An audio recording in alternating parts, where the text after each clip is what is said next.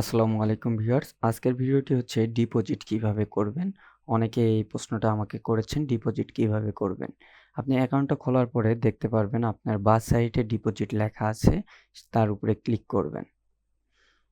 আপনাকে এইরকম একটা ড্যাশবোর্ড দিবে যেখানে প্রথমে থাকবে বাইন্যান্স, তারপরে বিকাশ, তারপরে নগদ। এখানে সর্বনিম্ন $20 ডিপোজিট করতে পারবেন এবং সর্বোচ্চ $10,000 ডিপোজিট করতে পারবেন।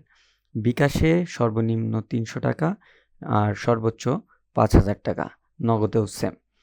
সো আমার বিকাশে যেহেতু টাকা আছে আমি বিকাশ দিয়ে ডিপোজিট করব।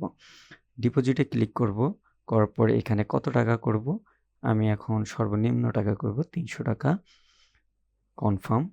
কনফার্ম করার পর আপনাকে নতুন একটি ট্যাবে নিয়ে চলে আসবে। এই ট্যাবে দেখতে পারবেন আপনার টাকার সাথে ওরা একটা চার্জ কেটে নেবে।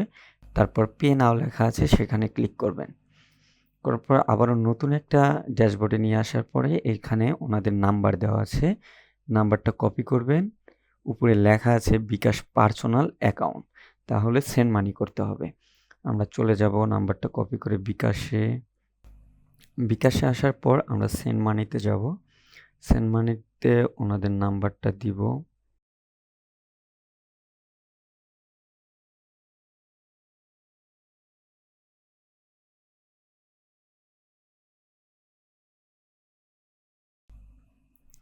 আমরা বিকাশ থেকে পেমেন্ট করে চলে আসব আবার ওই ড্যাশবোর্ডে আসার পর আমরা প্রথমে ট্রানজ্যাকশনটা দেখলাম যে ওইখানে একটা ট্রানজ্যাকশন ছিল।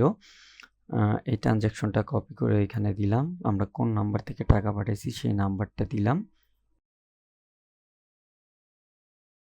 তারপরে এইখানে স্ক্রিনশট, আপনি যে টাকা পাঠিয়েছেন তার একটা প্রমাণ দিতে হবে। এই যে আমরা স্ক্রিনশটটা দিয়ে দিলাম। এখানে লেখা আছে একটু ক্রপ করে দিয়েন, তাহলে ওনাদের বুঝতে সুবিধা হবে। এরপর হচ্ছে পে নাও।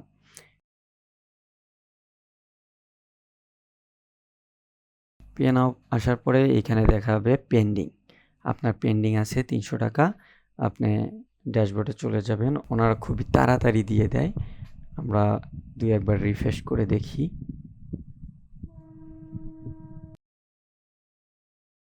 $7,045 আছে। আমরা আবার রিফ্রেশ করি। এই যে দেখেন ওনারা কিন্তু পেমেন্টটা দিয়ে দিছে। 7,345 টাকা হয়েছে। আমরা যে 300 টাকা পেমেন্ট করছি সে 300 টাকা অ্যাড করে দিছে।